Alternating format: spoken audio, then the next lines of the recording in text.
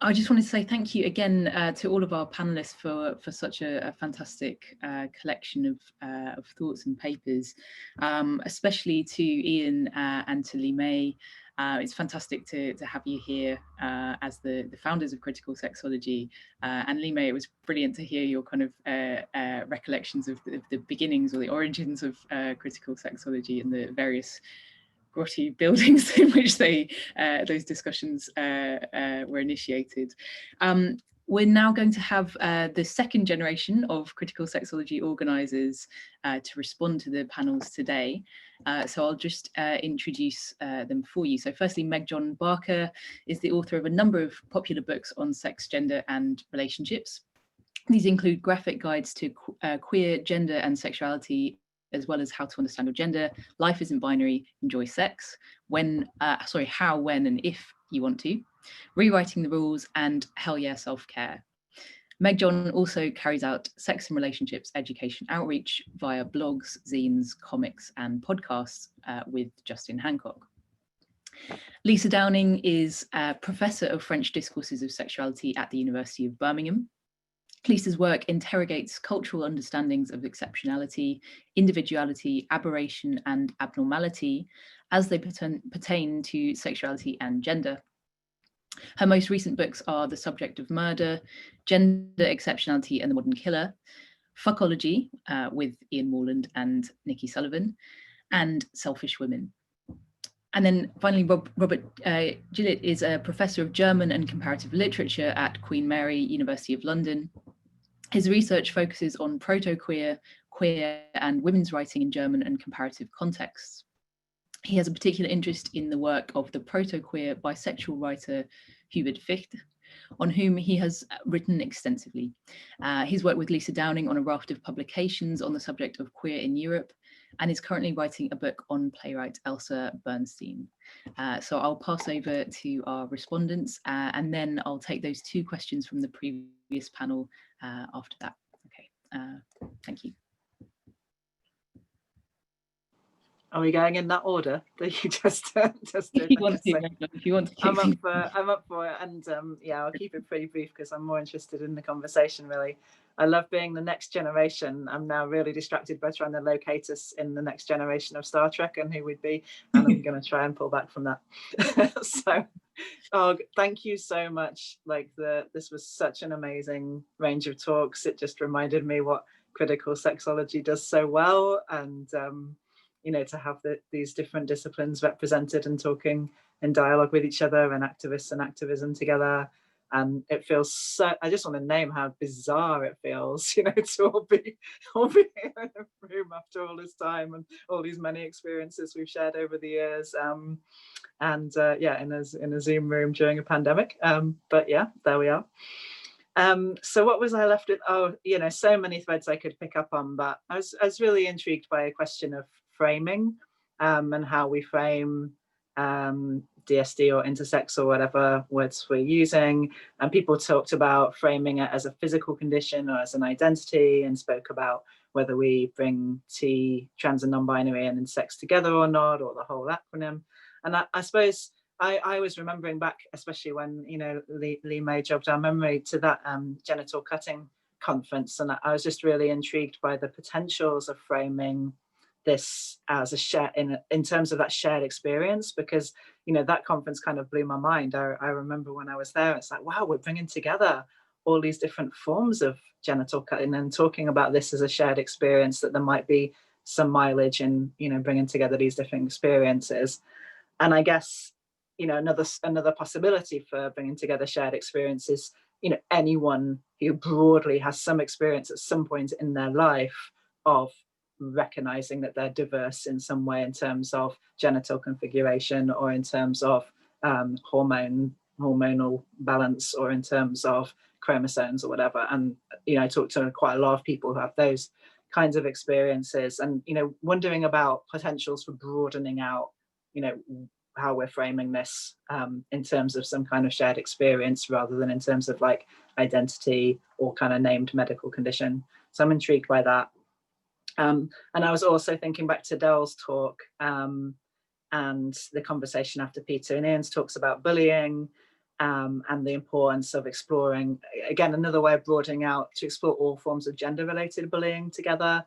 I was really struck when I saw this, I think it was BBC documentary a few years back called No More Boys and Girls. And it was so much about how these kind of rigid norms of masculinity and femininity were playing out on like 6-year-old kids in school, none of whom were kind of gender creative or gender expansive, wasn't looking at the impact on gender diverse kids. It was just looking at the impact on all kids of these kind of rigid gender norms and how they were playing out in bullying, but also in terms of people's expectations for their later life. So when Del said, I love this quote, I believe in crossing the line, not just once, but as many times as it takes for everyone to cross over.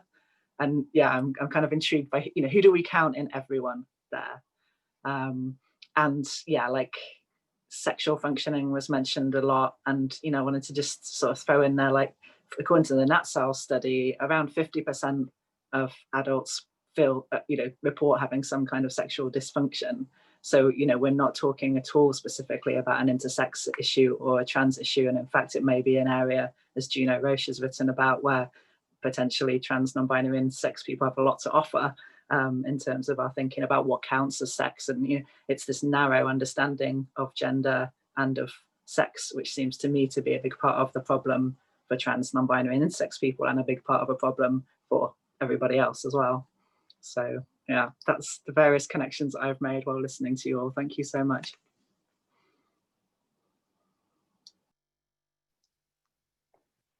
Thank you, Meg. Meg John, I shall go next, if I may.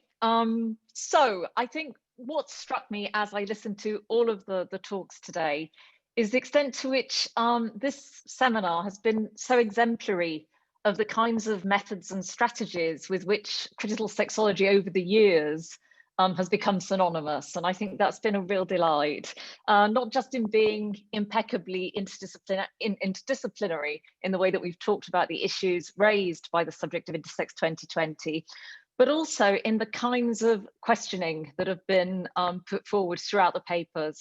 I think I just want to really raise maybe 4 or 5 themes or ways of thinking that I think have come through and that really do exemplify what we've done in this space over the years. So the first thing I noted was the degree to which speakers have been really keen to question those lazy or easy binarisms. And Meg John, having just spoken, you know, has written so much about how binary thinking is one of the traps that perhaps prevent us from seeing new and better ways of understanding identities, bodies, all of the spectrum of things that we deal with in critical sexology. So what kinds of binaries have we talked about today? The one about identities chosen, constructed, and seen through the self, as against diagnostic labels. Identities as things that we might conceive as performances or ways of being in the world that we negotiate and we choose, as against biological determinism. The question of material and metaphor I've found very interesting, particularly in Ian's paper. There was a lot of talk about bodies. So the body of the patient, the body of the clinician, but also the body of the discipline and how that works, how the different bodies of thought and material bodies speak to each other and work in dialogue. So some very interesting troubling of binaries throughout the papers. I think the second thing I've seen emerging through the papers is looking at phenomena, ideas, concepts from the other side. So a kind of reversal of values or assumptions. So Ian shifting the focus from the patient's body to the doctor's body and seeing how the balance of what we're asking changes when we look at things from the other side. Problematizing the whole notion of medical necessity. So it seems like a commonplace. We know that something is medically necessary, but how do we decide that? Who decides that? And for whose good is medicine carried out?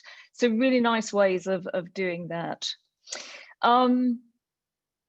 Another thing I've noted emerging throughout the talks is the importance of historicizing. And that seems very relevant today in particular as we look at how discussions of intersex DSD have changed over the past 8-10 years. So asking, firstly, with regard to historicity, what happens when the labels we use, again, either self-ID labels or diagnostic labels, change? What is potentiated by language changing to enable us to speak about who we are in the world? So Del, I think very interestingly, raised the point that when he began his work, the identity of non-binary did not exist. So Del, I remember, used to describe himself as a gender terrorist, which seemed to be a great way of sort of interrupting all the stereotypical notions of gender that we're familiar with and binary gender, but also finding a language where there perhaps wasn't one. So what has been potentiated by the emergence into discourse of a new range of ways of discussing identity? Similarly, in parallel, what the changes within the clinic from the idea of intersex to the diagnosis of DSD has done. What has it enabled for clinicians, patients, users, and what has it made more difficult? And it seems that it's not a clear-cut change. It's not a linear progress type change. It's something that's still very contested. And again, what the D stands for and whether we go with disorder or whether we go with difference, what does that enable? And finally, I think the awareness that's come through all the papers, albeit from their very different disciplinary perspectives, of the role of power and authority in any kind of discussion of sexological, surgical practice. So Peter, very interestingly speaking about the power that is unconsciously communicated by the appearance of doctors, whether you're in your white coat or whether you're in your sports jacket. So the subtle ways in which power and authority are communicated in disciplinary settings. And then Julie and Lee May opening that up from their perspective, talking very much about the role of consultation, of making all of us stakeholders in something that's previously been a closed shop, so a matter for doctors who have the authority to speak, and just the patients who come into their remit with perhaps greater or lesser degrees of autonomy and power, depending on the historical moment and the mode of ethic at work in a given clinical setting. And then Dan also, I think, in his talk, very much drawing on these concerns and awarenesses of the degree to which consent and ethics are always at play in the decisions that doctors have to make and in the conversations that all of us need to have around protocols going forward. So I think just a few ways in which what I associate critical sexology with, all of its interrogative energies, all of its troubling of commonplaces, we found those things in abundance today in the really wonderful talks that we've had. So I'd like to thank everyone for doing that, and I shall pass on to Robert. Gosh, thank you. I should have learned very early on not to be the person who has to talk after Lisa Downing, who has just said all the things that I really wanted to say. But I wanted to start by correcting a point that Lee May made about me being an organizer and deserving a crown. I have always only ever been a guest in critical sexology. And it is an extraordinary position, as Dan was pointing out, to inhabit, because it gives you an enormous insight into a whole range of different aspects of life that you wouldn't otherwise have thought about. And I want, in that sense, too, to correct what Elliot said about my title. I am not a professor of comparative literature. I'm a professor of comparative cultural studies, and that, I think, makes a slight difference. And what I wanted to do then was to use my 5 minutes to try and summarize the things that I have learned this afternoon in a way that reflects back on what is wonderful about about critical sexology, and I wanted to use 5 particular terms to do that. I'm afraid, Julie, I didn't get one of them from yours, but I hope that you will forgive me this. The first one is this notion of representation, which seemed to be really, really important in Dell, not only because Dell's representations are absolutely fabulous, but because of the way in what Dell does makes us think about what representation is, the 3 modes of representation. That is, you give a picture of somebody, but that picture is also making representations to a wider audience about what needs to be done, but also the idea that when you speak, you are speaking on behalf of a whole range of different people. And I thought that that was a very interesting way, possibly even of thinking about how to get beyond all the difficulties that are surrounding the notions of identity. That if you think of yourself as a representative rather than as identity, then that also begins to think about where you are in the world rather than just with regard to your own particular self. With Ian, I loved the idea that what you can do is you can think about intersex and interdisciplinary in the same frame, and that one of the things that is dangerous about the disciplines is precisely that they tend to, it will sound flippant, it isn't meant to be flippant, it matters to me hugely that there are all sorts of corrective surgeries that go on in disciplinary thinking too, to make people think in particular ways, and one of the things that thinking about intersex and the history of intersex and what has been achieved with regard to intersex can be made into a kind of allegory. We've talked a lot about allegory for one of the things, the things that still go on with regard to the way we think. And I say that, of course, as a queer thinker. And that then links very neatly to Peter's crucial notion of framing, of how so much of what we hear about, so much of the way we think, we talk about thinking in boxes. I think thinking in frames is a much more productive way of thinking about it, but we need to be constantly aware of the frames that inform everybody's thinking, everybody's decision. And one of the ways in which to do that is precisely through the sorts of things that critical sexology does, which enables you suddenly to see something through a different frame, and new truths and new ways of thinking come out of that. The frames, of course, very often have vested interests in them. And that's one of the things that I got out of Lee May's paper, that the paradigms, they're not actually identical. They are bound up with all sorts of other interests, and you might shift it. If the geneticists gain power over the surgeons, then you shift your paradigm. But there is, and this goes back to the point that Lisa was making about authority, that again, and this is what makes it so urgently necessary to have critical sexology, because that again enables us to think about how we break down paradigms, how we are aware of the way in which paradigms are affecting our thinking. And what I particularly took out of Dan's paper is this notion of that we are all human. And I wanted to end with a little anecdote, which is, Lisa will like this, about Queen Mary and trying to do the COVID stuff. Yeah, when they do their distancing thing, they have a little arrow that separates 2 people. Yeah, but because we don't have either in our thinking or in our iconography enough icons for what a person is, then what they've actually done is they've put a woman on one side, a man on the other, and a sort of arrow between them saying, keep your distance, yes? And what they mean is not what they say, but the idea that we have to find something exactly in the middle between these things, that we have to think about creating an icon for a person, of creating the idea, the whole language around what a person is, rather than what a woman is or a man is, or what an intersex person is, seems to me again to be one of the things that critical sexology constantly reminds us of, which is my way of saying a huge thank you to everybody for this afternoon. Thanks so much to Meg, John, Lisa, and Robert. Let's jump straight into a discussion then. So if the attendees have questions, then you can enter those into the Q&A or into the chat function.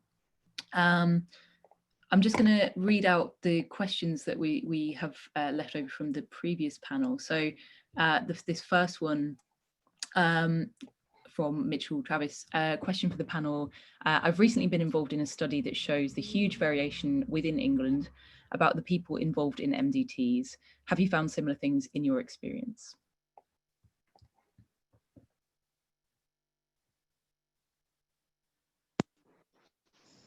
Should I speak as someone in an MDT?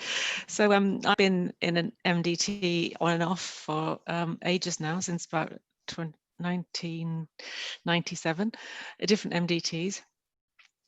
So yes, they do vary, as Mitch knows, and also it's not just who's there, it's how time they have to collaborate and to take part. And then, of course, there's the power differentials and various things as well, and that Lee May and others have written about. So yes, it does vary significantly, but I think that's one of the things that in England, with a new service specification for children, that should change, will change. Peter, yeah, thanks, Julie. Okay, so I think that's Mitch Travis that asked that question, and I've had the benefit of reading Mitch's very wonderful and extremely important study, and I hope others will do too. Just to say, I think we've seen a lot of variation when we talk to individual DST professionals in our studies, and I think Mitch is going to, in his study, deliver some of the more structural explanations of why we might see so much variation when we go out and interview individual medical professionals. Thank you. I don't know if anyone else wants to comment on that. May I just say one or two things? Yeah. I think that one of the disadvantages of MDTs that we need to be very wary of is that we are at least once removed from a patient, and often it's a group of professionals who sit in a room discussing a patient that most of the people in that room will not have met, and trying to formulate a decision about them. And I think that we can improve MDT practice by perhaps examining that more closely going forward, and thinking about how we make sure that the patient is a much more real part of that discussion. I don't think that represents every MDT, but it's certainly something that I've seen in some. And I think the other thing is that it's important that, again, as MDTs, that we're better at allowing ourselves to interpret a question rather than just see a question. So in some centres, patients may be referred because they've been seen elsewhere and they've come with an agenda wanting, for instance, surgery, or parents wanting surgery for a child. And one of the fears of an MDT is that if we say no to that, and we say that actually we don't think that that's the right decision for that patient, that they will seek care elsewhere, that will satisfy their agenda. And we need to be very careful when we think something like that is maybe a bad decision for a patient for clinical reasons and for understanding outcomes. We need to think carefully about how we provide pathways that can support those decisions, and try and make sure that our care is all encompassing when those difficult decisions, or decisions that might disagree with a patient's agenda, can be met. If I may just kind of come in there. So Dal, I think, has raised a question, what is an NBT? It stands for multidisciplinary team. Now, why I'm a little bit impatient about services, and that if I had a power, I would disqualify them, most DSD services, for being called an MDT, is that the NHS is actually incredibly serious about teamwork, because, as you know, the various white papers and reports have identified that poor communication and poor teamwork is pivotal in patient deaths, unnecessary deaths, and morbidities. So it's taken very seriously. It's actually invested quite a lot of money in looking at, what are the common denominators of good teamwork, because it's absolutely pivotal in patient safety over and above treatment complications. So I think that the fact that actually is the medical profession, and you've done your best personally, Dan, so I'm talking more generically, hold the purse strings over and above most other professions, but actually don't instigate, some sort of, self-appraisal as to how we're performing as an MDT, as a team. It's what I feel really, really impatient. And it goes back to, it's not up to individual teams to be able to do that. It's my analogy about the council making everybody build things in brick, and you think as well, we'll just build it in wood instead. It's not going to happen. Doctors have to do what other doctors do. You can't just set up, your own kind of protocols that is not related to the profession. So I think that within an MDT where there's psychological safety for people to have conversations and interrogate and hold each other accountable, we can talk about, hierarchies, resource allocations, power dynamics, and, to look at ourselves, at our own kind of, presence in our patients' lives, but to really look at ourselves first. And I think that really is probably what a lot of people want as well, including yourself and me and Julie and all of that. But I think that the leadership is not there. The people who are the kind of high profile people in DSD are not interested. And that's what makes me really impatient.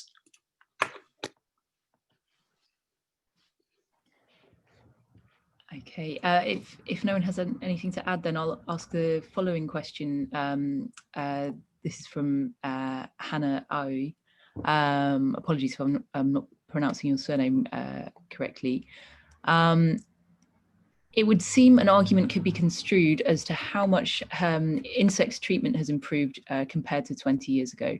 But somehow it seems that while people's subjectivity is being acknowledged in MDTs, there's still a need to intervene in the social body. That is social expectations on bodily appearance and functionality. So to allow room for diverse sex development to be lived as desirable and positive. What do you say to this? How is social intervention coming on, and is it a goal?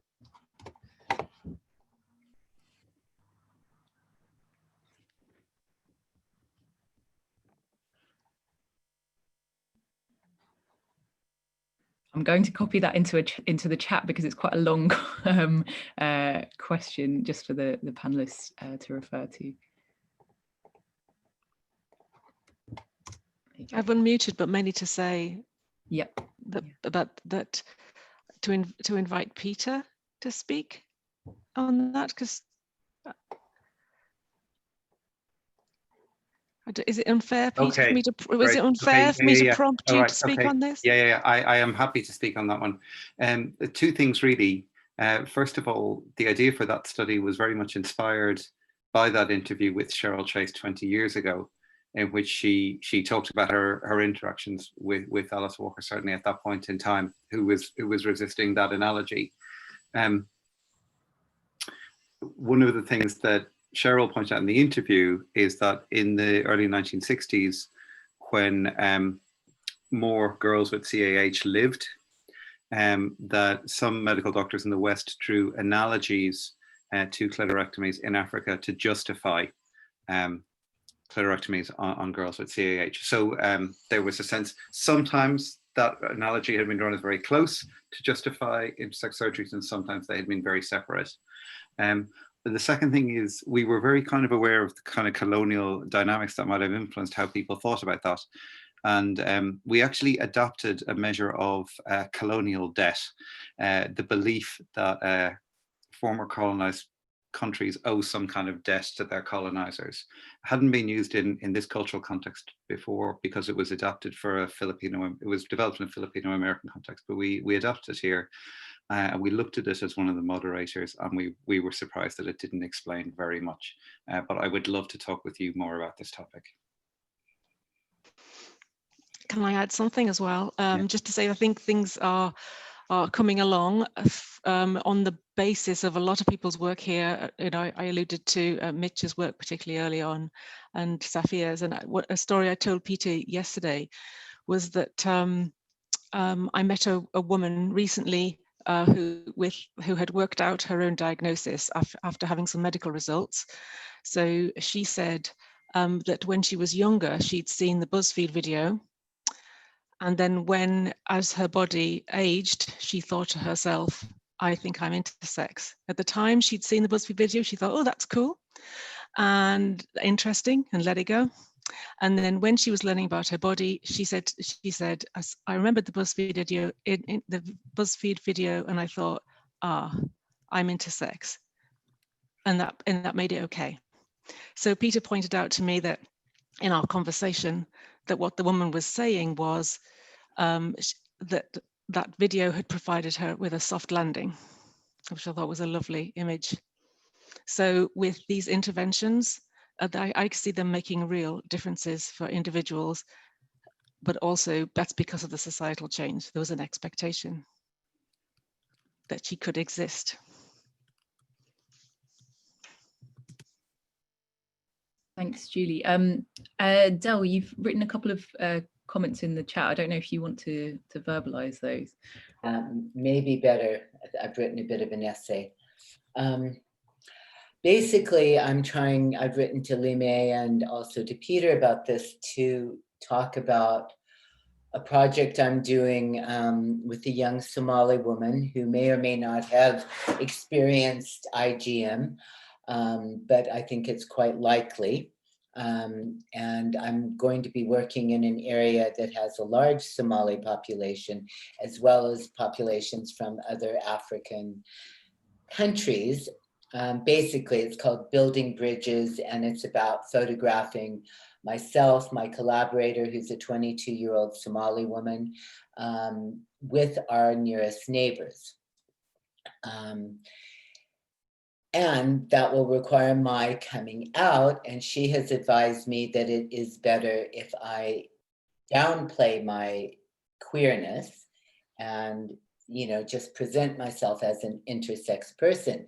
But I mean, I have problems enough with that, but also I found myself unable to really talk to her about intersex genital mutilation, IgM, because I was afraid it was going to be too personal or too taboo. But I think it is going to come up in terms of our cultural differences. And I think, Lime, you've had experience with people from these kinds of populations in your work, and I know maybe you've even written about it.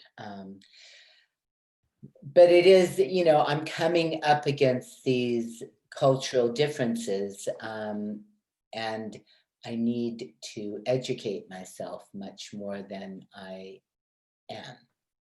That's it. That's the conundrum. Any thoughts?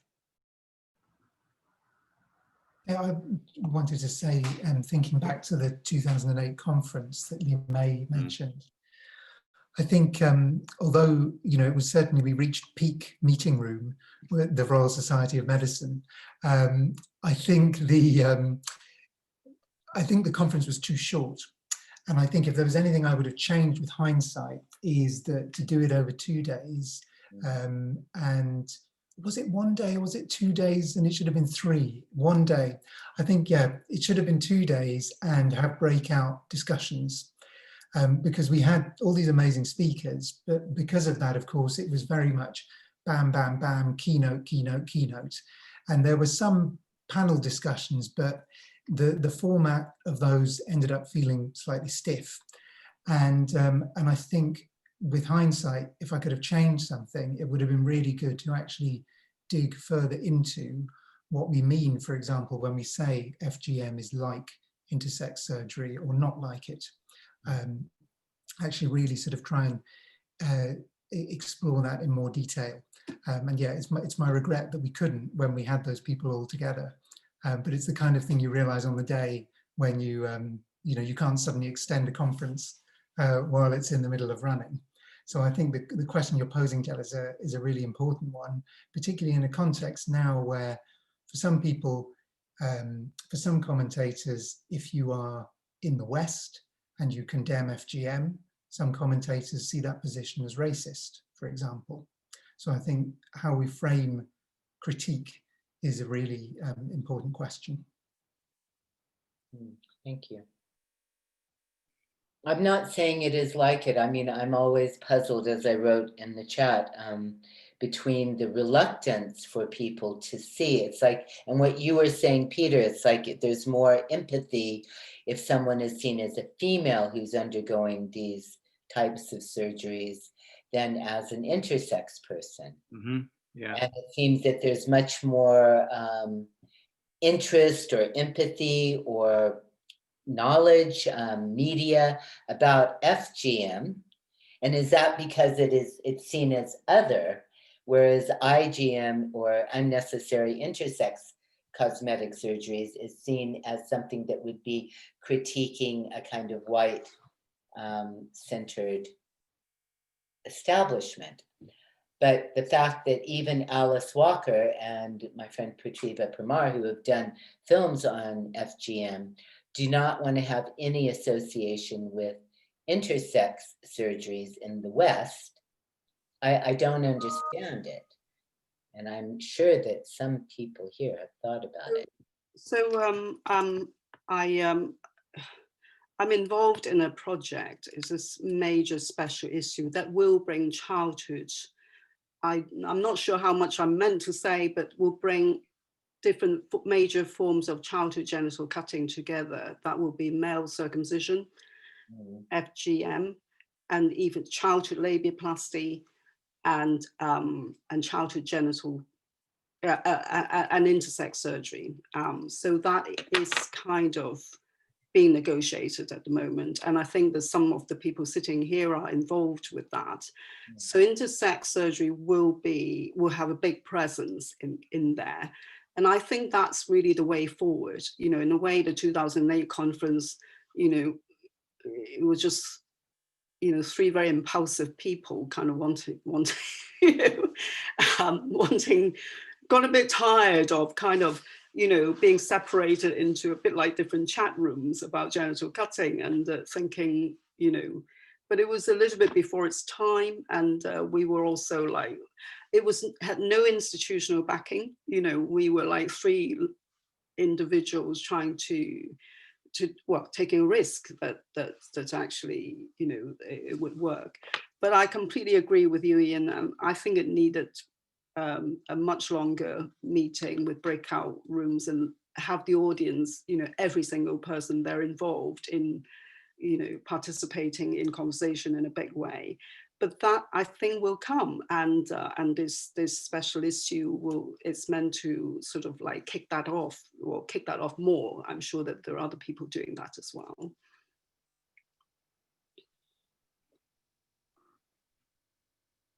Thanks, Lime. There's a comment in the chat. I'm just going to invite Surya, who I don't think is Surya, but is someone else using Surya's account, to speak, if you would like to.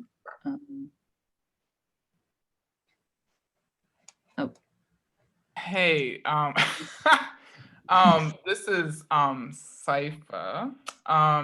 You know, I feel like, you know, definitely intersex activists, and primarily intersex activists in the European context and the American context have used this, have talked about FGM sort of recklessly to sort of bring attention to the genital cutting and the mutilation of intersex bodies, which I don't, you know, I think both of them should be given their own merit in their own space and time, you know?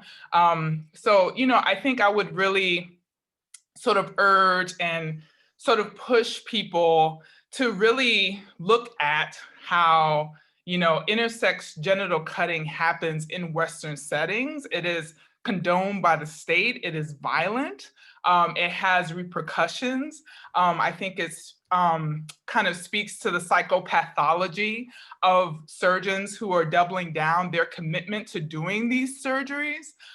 So I think when we conflate and we try to group FGM with intersex genital mutilation, we're actually moving away from what we should be addressing, which is the fundamental human rights violations of intersex people wherever they are, you know, and I think it gets compounded when we are in places outside of the United States and Europe. But I think, you know, it should be given its due in very separate, very respectable spaces.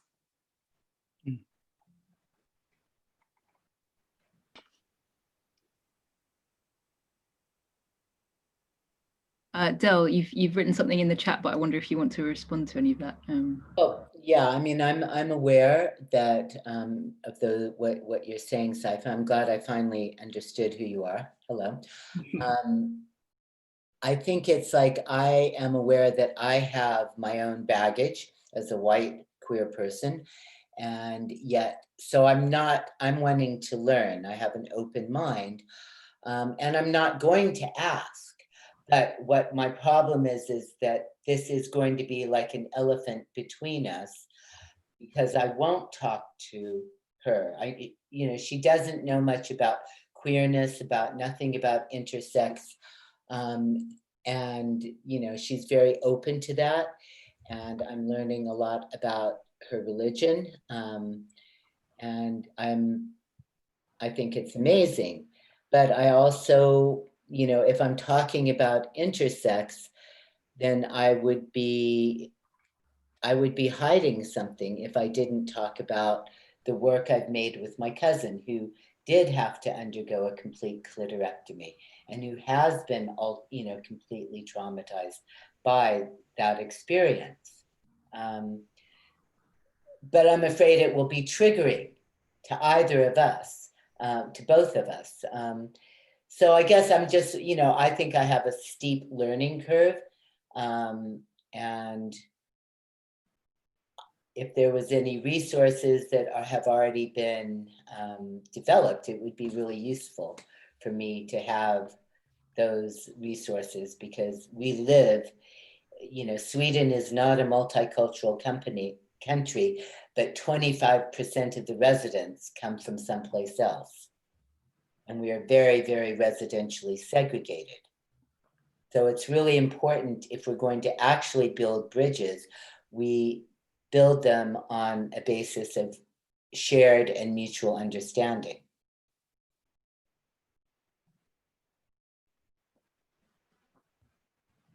Thank you. I'm conscious of the time and also of energy levels. I think you know, Zoom is tiring, and we have been going now for quite some time. I just wanted to thank everyone for their input today, for their comments, you know, to all the attendees for their questions, but above all to our panelists and respondents for such brilliant contributions and such a fantastic discussion. So again, you'll all have to kind of imagine the round of applause, but yeah, thank you very much. I'm going to pass on to Lisa, who has a few housekeeping issues to note. Thanks very much, Elliot. Just to say, I know there's been some discussion in the chat about the document for consultation that Julie has introduced today. Julie entrusted to me the task of putting it on the Critical Sexology website. I said I would do so.